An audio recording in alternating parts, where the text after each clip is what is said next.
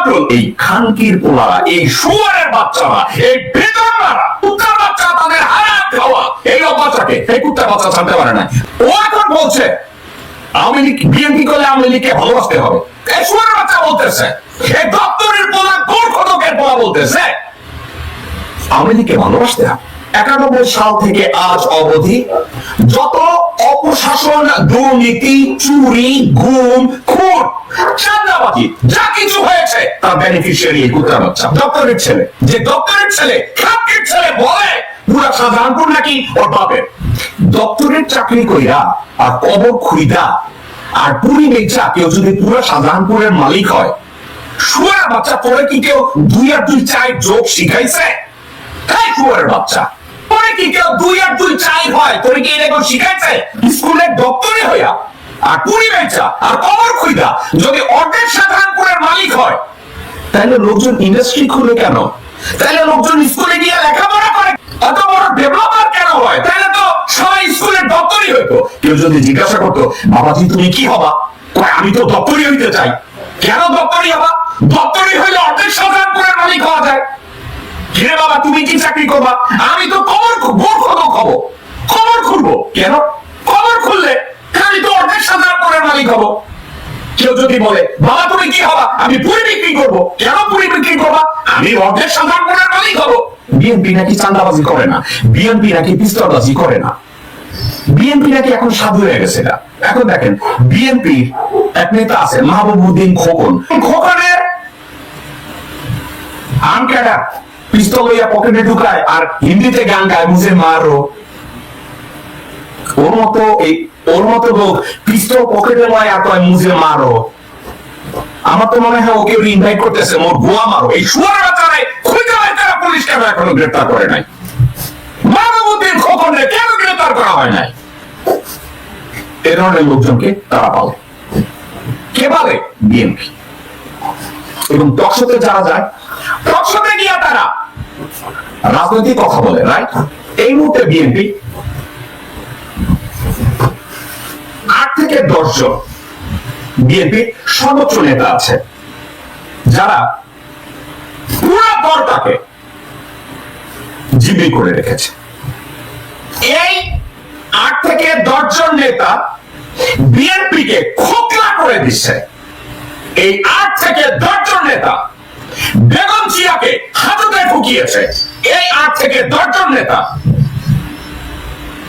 বিএনপির মূলনীতিগুলোকে একের পর এক ধ্বংস করে বিএনপিকে দল হিসাবে একটা বিধবা মহিলায় রূপান্তরিত করেছে। এখানে অগ্রণী ভূমিকা কে পালন করেছে? মির্জা ফখরুল ইসলাম আলমগীর, মির্জা আব্বাস, আব্দুল আওয়াল মিন্টু, আমির খুসরু মাহমুদ চৌধুরী, ইকবাল হোসেন টুকু, সালাউদ্দিন। আমি ওই 2টা বেটি আছে না, এদের নামও আমার নিতে ইচ্ছা করে না। বর্তমান উকিল কি রুমিন্না, কুমিন্না, সুমিন, ফারহানা, সে এবং সামাও ভাই। আমি কারো নামের মধ্যে বাদ দিছি কিনা হয়তো নামগুলো আবার টানবো। এদের আমি কয়েকদিন আগে আপনাদের হানি ট্র্যাপ, মানি ট্র্যাপ নিয়ে কথা বলছিলাম। এদের সবার মানসিকতা বর্তমানে এই, যে কোনো মূল্যে আমাদেরকে একটা জিনিস প্রমাণ করতে হবে, আমরা তো ভারতীয়। আমাদেরকে এটা যে কোনো মূল্যে প্রমাণ করতে হবে আমরা তো ভারতীয়, আমরা তো ভারতীয়। আবার কয়েকদিন আগে মির্জা আব্বাস আমাকে যখন গালি দিচ্ছে তখন সে কথা ইনসিস্ট করতেছে আওয়ামী লীগকেও ভালোবাসতে হবে। অর্থাৎ আমরা যারা বাংলাদেশের রিফর্ম চাই, বাংলাদেশকে পুনর্গঠন করতে চাই, সংবিধানের পরিবর্তন করতে চাই, আওয়ামী লীগকে নিষিদ্ধ করতে চাই, তারা বলে এরা কি চায়? এরা আওয়ামী লীগ বিএনপি রে ভালোবাসে না। একবার বলে নাই বিএনপি কে ভালোবাসে না। এই কথা যদি বলতো তাইলে দপ্তরের পুরা সুরকে বলতাম তুই বোধহয় কিছুটা ঠিক আছিস। উনি যখন বিএনপির রাজনৈতিক মিটিং এ যায়, ওনাকে যদি কেউ আমার টোনে জিজ্ঞাসা করে এই নিয়ে আন্দোলন ঠিক মতো করেন না, এই নিয়ে আপনি 100 টাকা হিজড়ার মতো কাম করেন, তখন সে কি করে জানেন? বিএনপি নেতা কর্মীদের ধমক দেয়। উনি দেখেন কিভাবে ধমক দেয় মির্জা ফখরুল, কারণ সে ভারতের সুপারি খাইছে, ওনার ফ্যামিলিরা দ্বৈত নাগরিক, ভারতের নাগরিক, ওনার বউ ভারতের নাগরিক এবং বাংলাদেশের নাগরিক, উনি নিজে ভারতের নাগরিক এবং বাংলাদেশের নাগরিক। দেখেন এই শুয়োর বাচ্চা বিএনপির নেতা কর্মীদের গালি দেওয়ার সুযোগ পাইলে মর্দান দেখি দেখাইতে গেলে সে নেতা কর্মীদের গালি দেয়। বাংলাদেশের নাগরিক মির্জা ফখরুল, সে নেতা কর্মীদের সামনে গেলে মর্দাঙ্গি দেখছেন, সে সব জানে। কিন্তু যখন বিপ্লবের সময়, আন্দোলনের সময় মঞ্চে উঠে, তখন লোকজনের দিকে পুলিশ দেখা, সামনে লোক দেখা বলে এখন কি বলবো, উনি সব জানে। কিন্তু তখন বলে এবার কি বলবো। তার আচরণ দেখছেন নিজের কর্মীদের সাথে, তার আচরণ, কর্মীরা কেউ তার সাথে যায় না, তার পাশে দাঁড়িয়ে কথা বলতে পারে না। এবং এই বলদের বাচ্চা বলো প্রায় বলে সে সংস্কার আগে চায়, এই জন্য সে লোকজনের সাথে একত্রে আন্দোলন করার জন্য 2 দিন আগে এক লোকের কাছে গেছে। কার কাছে গেছে? আসম রবের সাথে একটা মিটিং এ গেছে এই ব্যাক এই মির্জা ফখরুল। যাওয়ার পরে আসম রবরে তো আসে ভাষণ শিখাই দিতে পারে না। আসম রব তো ভারতের পুরান পাপী। এই আসম রব মরার আগে চিন্তা করছে, হোলি শিট, আমি রয়ের বুক খাইছি। দেখেন আসম রবের সামনে মির্জা ফখরুল তার মুখ ঢাকতেছে, ফখরুল মুখে হাত দিয়ে বসে আছে। মির্জা ফখরুল খুঁজে পাইতেছে না।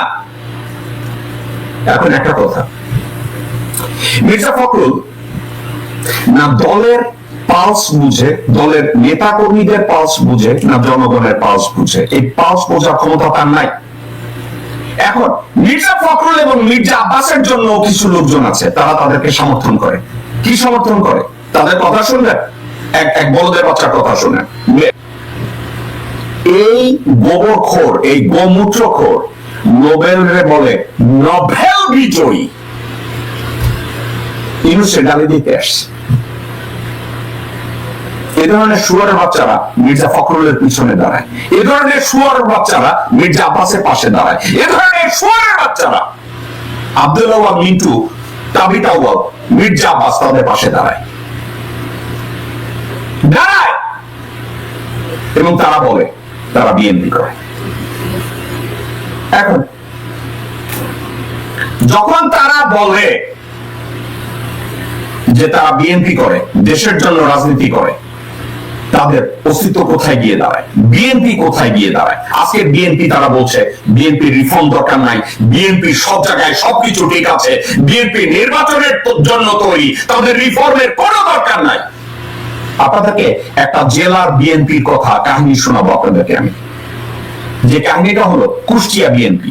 শুনেন কুষ্টিয়া বিএনপির অবস্থা কি। দর্শকবৃন্দ, এগুলো কি আমার কথা?